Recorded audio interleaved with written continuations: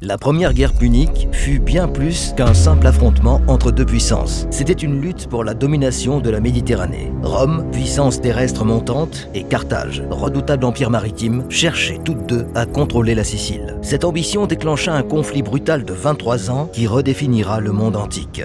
Au début du IIIe siècle avant Jésus-Christ, Rome consolida son contrôle sur la péninsule italienne après avoir vaincu tribus voisines, étrusques et colonies grecques. Avec près de 400 000 citoyens et une population de 3 millions, la puissance de Rome était incontestable.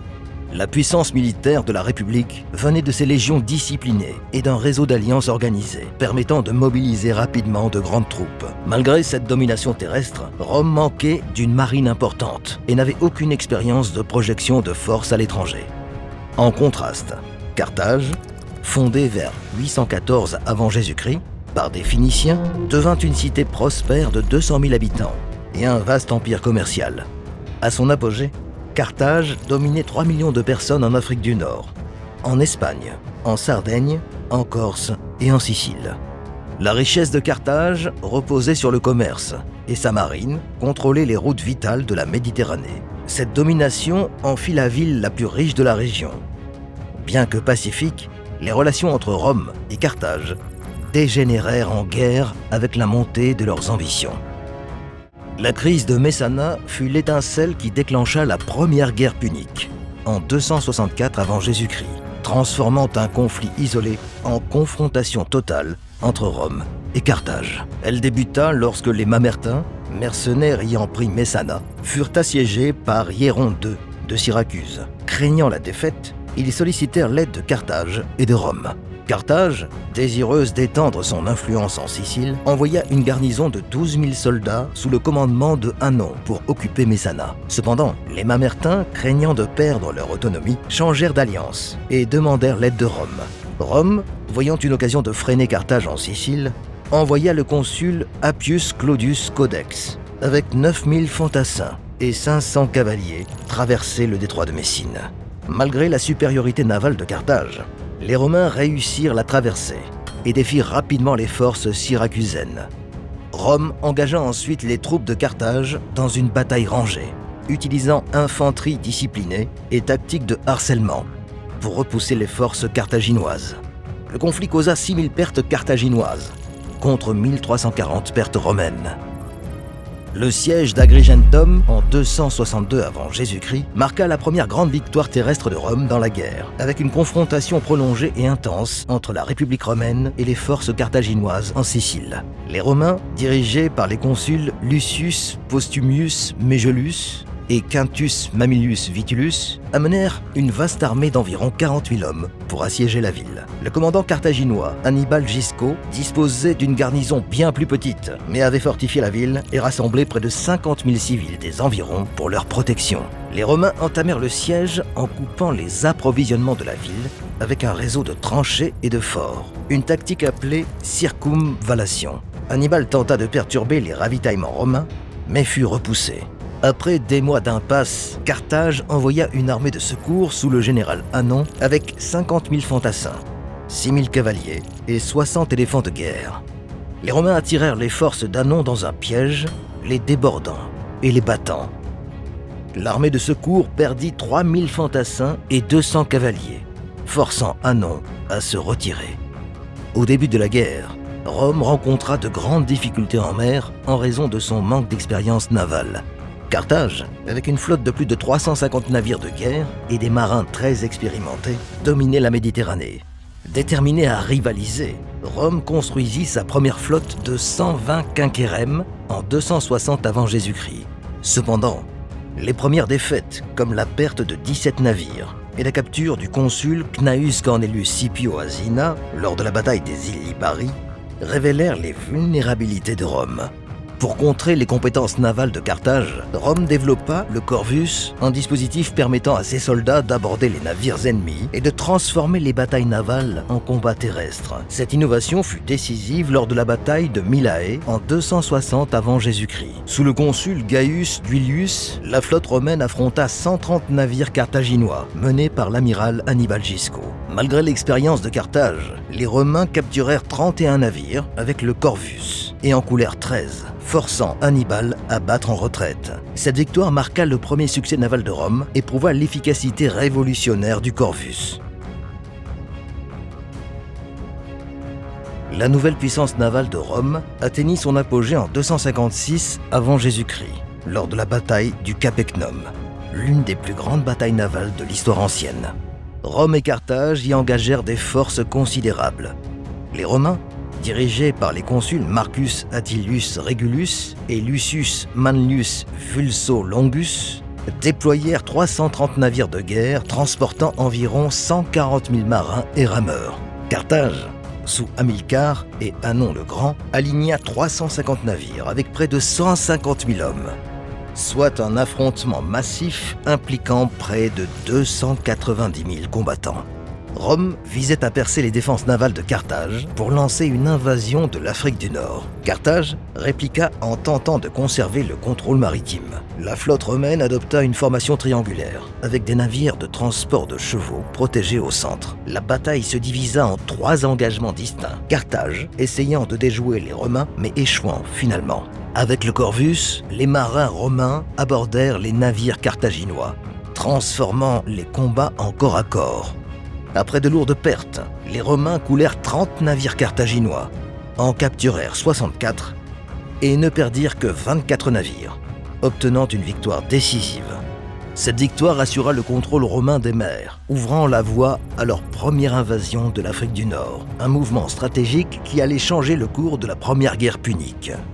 Le consul Marcus Atilius Regulus débarqua avec 15 000 fantassins et 500 cavaliers près d'Aspis, capturant rapidement la ville et l'utilisant comme base pour piller la campagne carthaginoise. En quelques mois, il fit plus de 20 000 prisonniers et remporta des victoires clés à Addis et Tunis, poussant Carthage au bord de l'effondrement.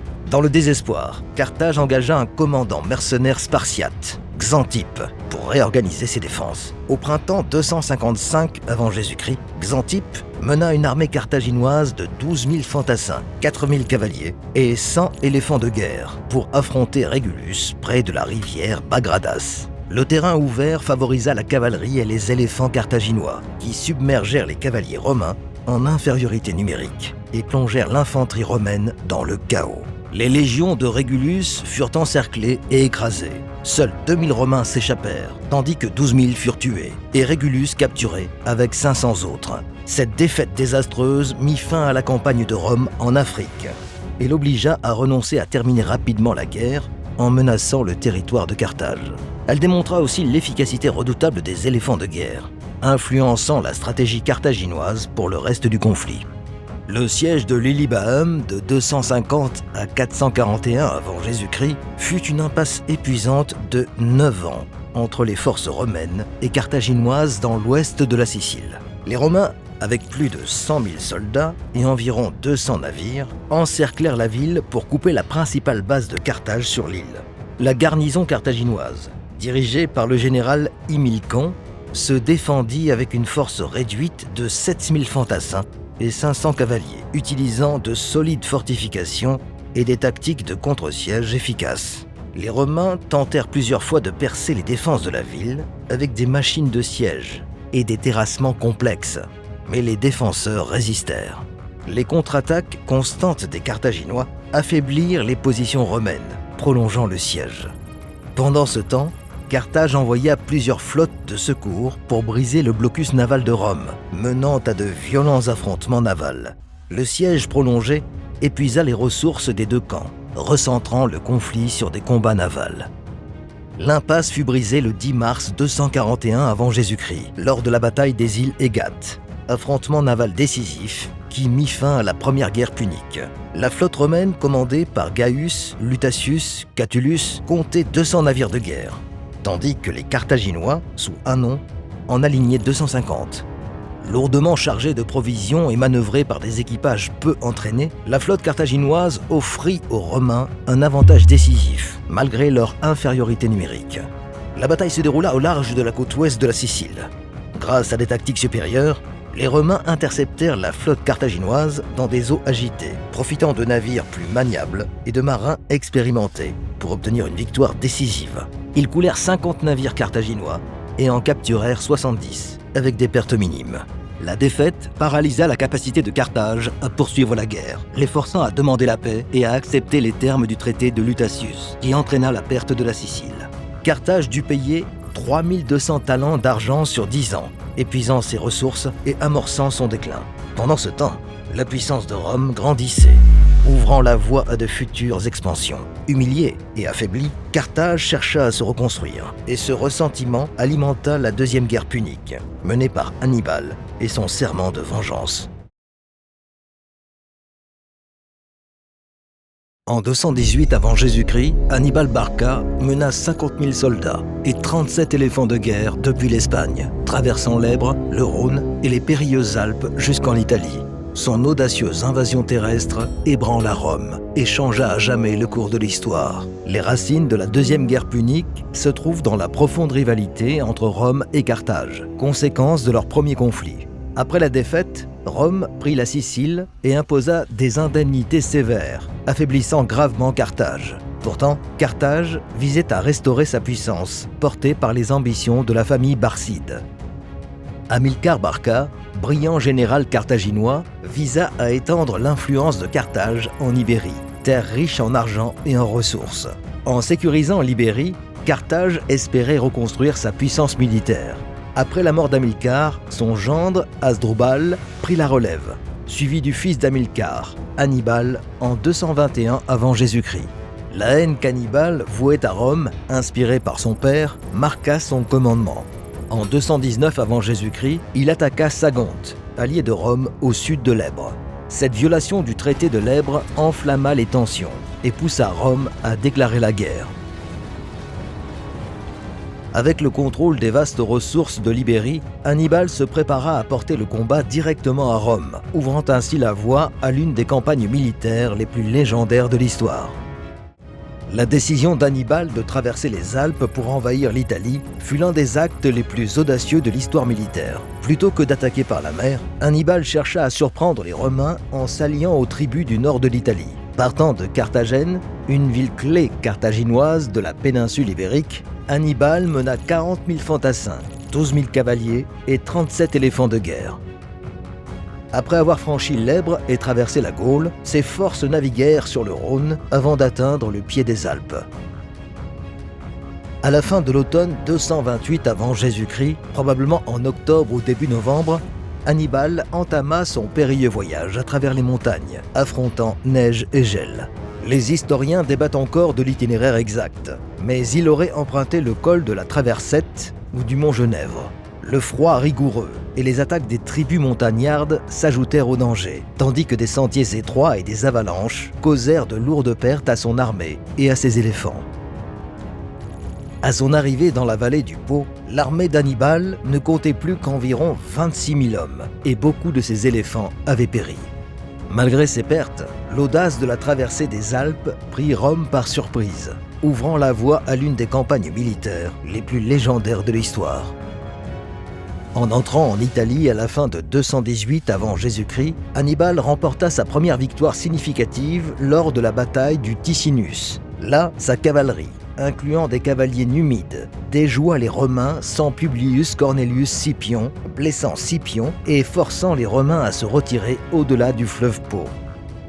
Peu après, en décembre 218 avant Jésus-Christ, Hannibal vainquit les Romains à la bataille de la Trébie. Hannibal aligna environ 40 000 hommes, incluant 20 000 fantassins et 10 000 cavaliers, appuyés par 10 000 numides et autres troupes légères. Les forces romaines, sous le consul Tiberius Sempronius Longus, comptaient environ 42 000 soldats, dont 36 000 fantassins et 6 000 cavaliers. Hannibal utilisa sa cavalerie pour attirer les Romains dans un piège alors qu'ils traversaient la rivière glacée. Les forces carthaginoises embusquèrent et encerclèrent les Romains, dont l'infanterie, bien que nombreuse, subit de lourdes pertes à cause des tactiques efficaces des Carthaginois. La bataille infligea de lourdes pertes aux Romains, avec environ 26 000 soldats romains contre 5 000 Carthaginois. Les Romains furent contraints de se retirer, consolidant le contrôle d'Hannibal sur le nord de l'Italie.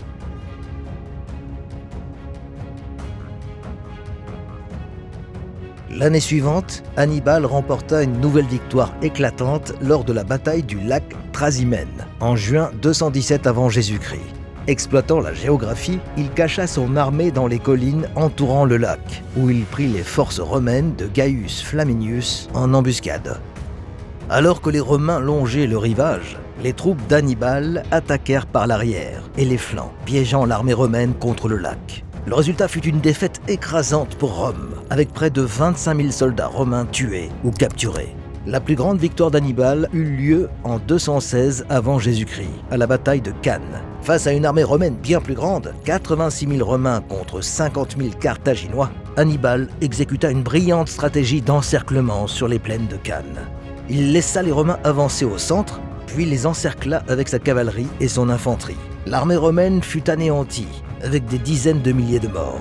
Les commandants romains, Lucius Amelius Paulus et Gaius Terentius Varro, furent impuissants face au génie tactique d'Hannibal. Après la défaite catastrophique de Cannes, où 50 000 à 70 000 soldats romains furent tués ou capturés en une seule journée, Rome était sous le choc. Beaucoup de ses alliés commencèrent à vaciller et la République sembla au bord de l'effondrement.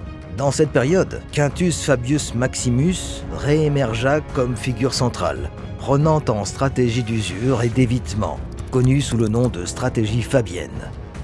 Au lieu de risquer d'autres défaites, Fabius adopta une approche plus lente et calculée. Il utilisa le terrain accidenté d'Apulie et de Campanie à son avantage, évitant les confrontations directes avec l'armée d'Hannibal. Fabius harcela les lignes d'approvisionnement carthaginoises et brûla les récoltes, assurant que l'armée d'Hannibal, déjà épuisée après des années en Italie, peinait à se nourrir. Cependant, Hannibal trouva un refuge temporaire et du soutien à Capoue, qui se rallia à lui après Cannes. Les troupes d'Hannibal y stationnèrent durant l'hiver 215 avant Jésus-Christ, mais le confort et les plaisirs de Capoue commencèrent à affaiblir la discipline et le moral de ses soldats, émoussant la rigueur de son armée autrefois redoutable.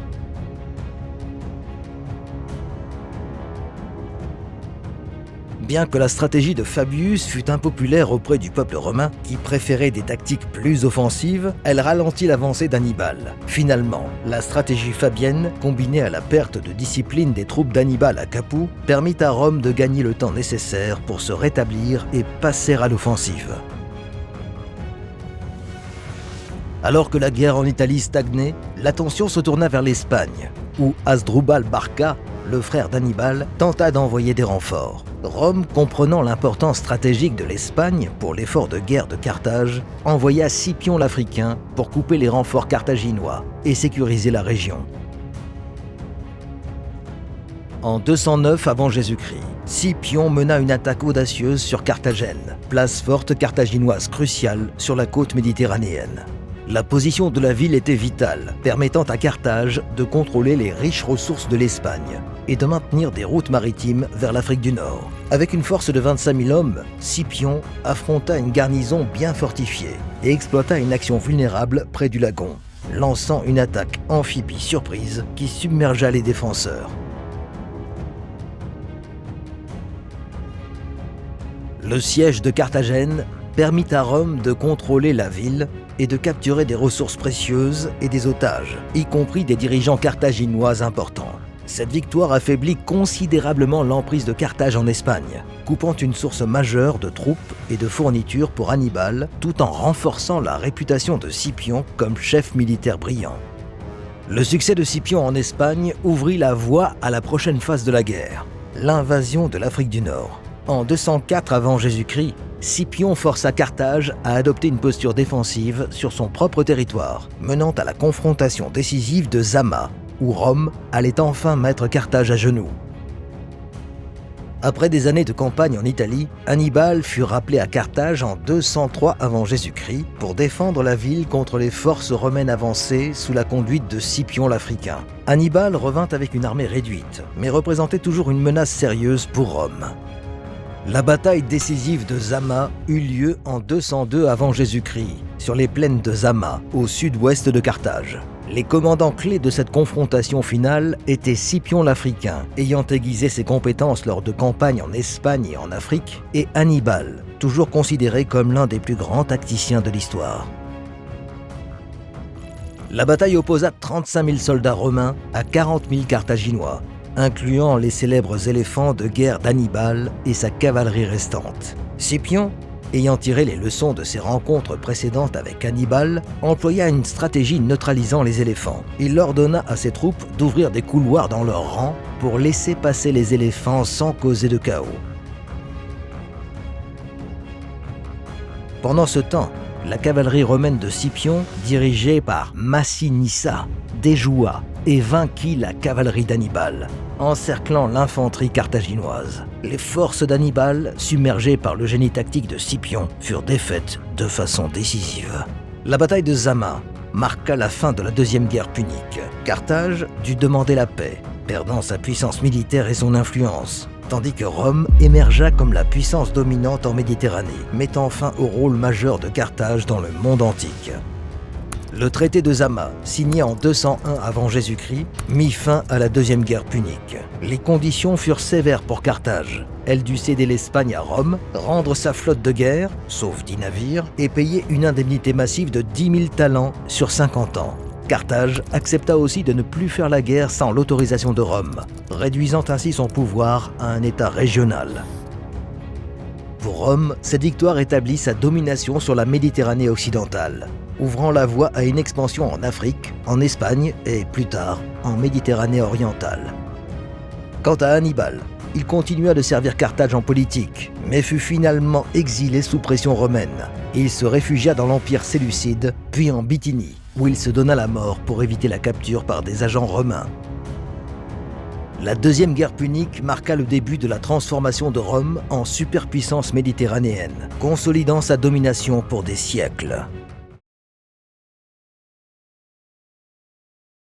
En 146 avant Jésus-Christ, Rome ne cherchait pas seulement à gagner une guerre, elle voulait effacer Carthage de l'histoire. Après avoir survécu à 2 guerres brutales, Carthage se dressait de nouveau. Mais cette fois, Rome visait l'anéantissement total. Voici l'histoire du dernier combat de Carthage, où la défaite signifiait l'extinction. Après les pertes dévastatrices de la deuxième guerre punique et l'imposition du traité de 201 avant Jésus-Christ, Carthage n'était plus que l'ombre de sa grandeur passée. Le traité lui avait retiré ses territoires d'outre-mer, imposé le démantèlement de sa marine et de lourdes indemnités de guerre. Malgré ces conditions sévères, Carthage parvint à se redresser économiquement grâce au commerce et à l'agriculture, reconstruisant progressivement sa richesse et son influence. Cependant, cette reprise inquiéta Rome, qui continuait à percevoir la ville comme une menace potentielle. Pendant ce temps, le roi Massinissa de Numidie, allié de Rome, saisit chaque occasion d'étendre son territoire aux dépens de Carthage. Au fil des années, Massinissa empiéta sur les terres carthaginoises, provoquant des conflits répétés. Cependant, selon le traité, Carthage ne pouvait faire la guerre, même en cas d'attaque, sans l'accord préalable de Rome. Lié par cette restriction, Carthage ne put défendre son territoire, aggravant les tensions et la rendant plus vulnérable aux ambitions de Massinissa. En 149 avant Jésus-Christ, désespéré, Carthage lança une campagne militaire contre la Numidie, violant ainsi les termes du traité.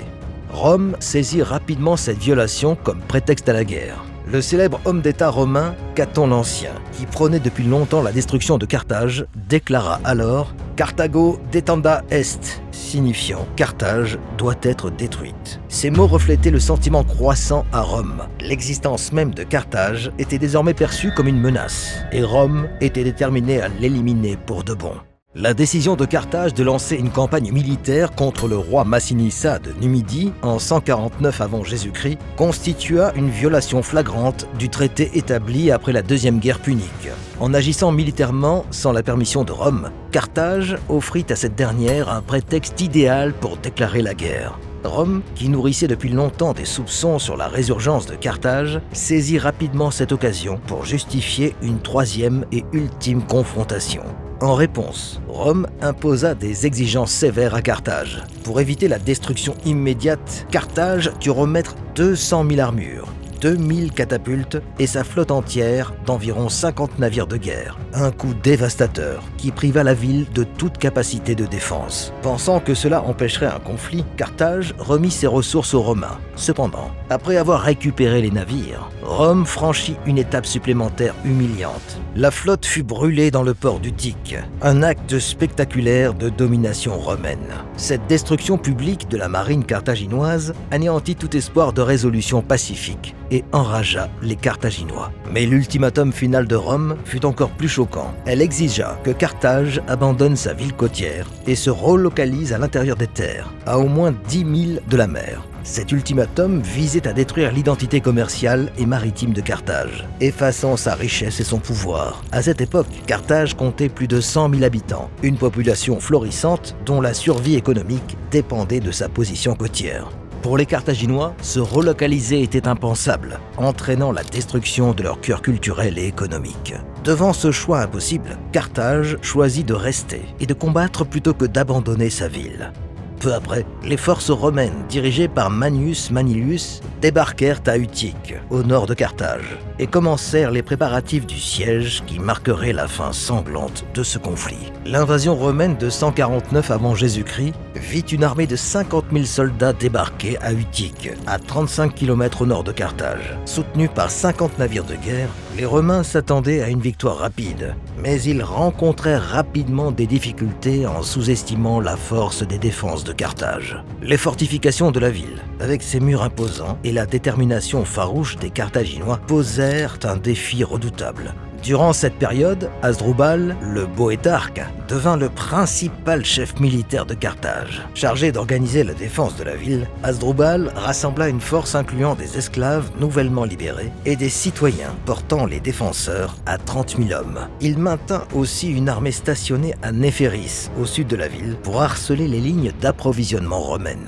La défense de Carthage fut innovante et intense. Les Carthaginois utilisèrent les brûlots pour endommager les navires romains lors des combats navals, ralentissant le siège. Au sol, les troupes carthaginoises appliquèrent des tactiques de guérilla efficaces, tendant des embuscades et retardant les Romains. Une réussite notable pour Carthage eut lieu à la bataille du lac de Tunis, infligeant de lourdes pertes aux forces romaines.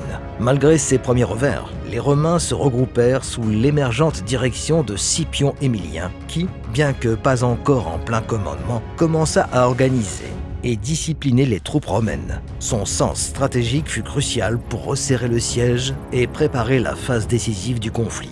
Les Romains subirent de lourdes pertes dans ces premières confrontations, avec des milliers de soldats tués lors d'escarmouches et d'assauts ratés. Mais ils persistèrent à resserrer leur emprise sur la ville. En 147 avant Jésus-Christ, après des échecs répétés et la frustration grandissante à Rome, Scipion Émilien fut nommé consul et chargé de diriger la campagne contre Carthage. Scipion, petit-fils adoptif de Scipion l'Africain, apporta une discipline nouvelle et un sens stratégique aux forces romaines, qui avaient subi de lourdes pertes et des revers lors des premières années du siège. En prenant le commandement, Scipion réorganisa immédiatement l'armée romaine, imposant une discipline stricte et améliorant la coordination entre l'infanterie, la cavalerie et la marine. Il se concentra sur le resserrement du siège en construisant de nouveaux ouvrages de siège et des fortifications pour entourer complètement Carthage, coupant ainsi les routes d'approvisionnement par terre et par mer. Cela força les Carthaginois à une position de famine et de désespoir croissant. Le blocus naval de Scipion s'avéra décisif, limitant sévèrement l'accès de Carthage à la nourriture et aux renforts. De plus, Scipion lança une attaque victorieuse contre les forces carthaginoises stationnées à Néphéris, au sud de Carthage. La victoire à Néphéris détruisit l'une des dernières armées de Carthage à l'extérieur de la ville, anéantissant leurs espoirs de renforts extérieurs et isolant encore plus la ville. Avec les provisions de Carthage épuisées et ses forces gravement affaiblies, Scipion resserra l'étau autour de la ville, préparant ainsi le terrain pour l'assaut final. En 146 avant Jésus-Christ, Scipion Émilien mena un assaut final avec 30 000 soldats romains contre Carthage. Les forces romaines percèrent les défenses, déclenchant des combats urbains dans les rues étroites de Carthage. Bien que largement en infériorité numérique, les défenseurs carthaginois, environ 50 000 incluant des civils, combattirent férocement pour protéger leur ville. Les soldats romains avançaient lentement, faisant face à des embuscades constantes, alors que les défenseurs luttaient désespérément, sans échappatoire possible. La dernière résistance eut lieu à la Byrsa, citadelle de Carthage, où Hasdrubal et ses dernières forces firent face. Après des jours de lutte, Hasdrubal se rendit. Mais de nombreux Carthaginois choisirent de mourir plutôt que de subir l'esclavage, certaines familles se suicidant à l'approche des Romains. Une fois la ville prise, la destruction de Carthage commença. Les soldats romains détruisirent systématiquement la ville, brûlant les bâtiments et réduisant Carthage en ruine. Des 100 000 habitants estimés restant à Carthage, beaucoup furent tués ou réduits en esclavage, effaçant la ville de la carte. Tandis que la ville brûlait, Scipion Émilien pleura en voyant la destruction de Carthage. Selon Polybe, il pressentit qu'un jour Rome pourrait subir un sort similaire, réfléchissant à la nature éphémère des empires. Cette victoire finale marqua la fin de la Troisième Guerre punique, assurant la suprématie romaine en Méditerranée et la destruction complète de Carthage. Après la destruction de Carthage en 146 avant Jésus-Christ, la ville fut officiellement annexée par Rome. Les anciens territoires carthaginois d'Afrique du Nord devinrent partie intégrante de la nouvelle province romaine d'Africa Proconsularis, marquant l'effacement complet de Carthage en tant qu'entité politique et culturelle. En récompense de sa loyauté durant la guerre, Utique fut favorisé par Rome, devenant la nouvelle capitale régionale et un symbole du basculement du pouvoir. La position favorable de la ville sur la côte en fit un centre vital pour l'administration et le commerce romain dans la région. Rome s'empressa de reconstruire la région sous son contrôle. Le territoire carthaginois, idéalement situé, devint essentiel pour la colonisation romaine et l'expansion en Afrique. Avec des terres fertiles et une position clé en Méditerranée, cet ancien territoire de Carthage joua un rôle crucial dans les futures conquêtes et la croissance économique de Rome. La destruction de Carthage en 146 avant Jésus-Christ marqua non seulement la fin de la Troisième Guerre punique, mais aussi l'effacement complet de la société carthaginoise. Jadis force dominante en Méditerranée, Carthage fut rayée de la carte politique. Son territoire annexé par Rome est transformé en province d'Africa Proconsularis. Cela assura à Rome une domination incontestée en Méditerranée occidentale, éliminant son dernier grand rival. Avec Carthage disparue, Rome consolida son pouvoir et se tourna vers l'expansion. La victoire romaine ouvrit la voie à d'autres conquêtes en Afrique, en Espagne et au-delà, préparant la création d'un vaste empire romain. Cette guerre renforça également l'ambition militaire romaine, alors que Rome n'avait plus de véritable opposition dans la région. Bien que Hannibal fût mort depuis des années, son héritage perdura. Ses campagnes lors de la Deuxième Guerre punique influencèrent profondément les tactiques et stratégies militaires romaines, façonnant la manière dont Rome aborderait les conflits futurs. La destruction de Carthage symbolisait aussi la fin de l'influence phénicienne en Méditerranée. Les guerres puniques, qui s'étalèrent sur plus d'un siècle, démontrèrent la résilience de Rome et sa détermination à s'élever en tant que superpuissance. Elles rappellent aussi la nature éphémère des empires. Si vous avez aimé découvrir la fin dramatique de Carthage et l'ascension de Rome, n'oubliez pas de liker cette vidéo, de vous abonner à notre chaîne et d'activer la cloche pour rester informé. Dites-nous en commentaire quelle bataille ou quel empire antique vous aimeriez voir ensuite.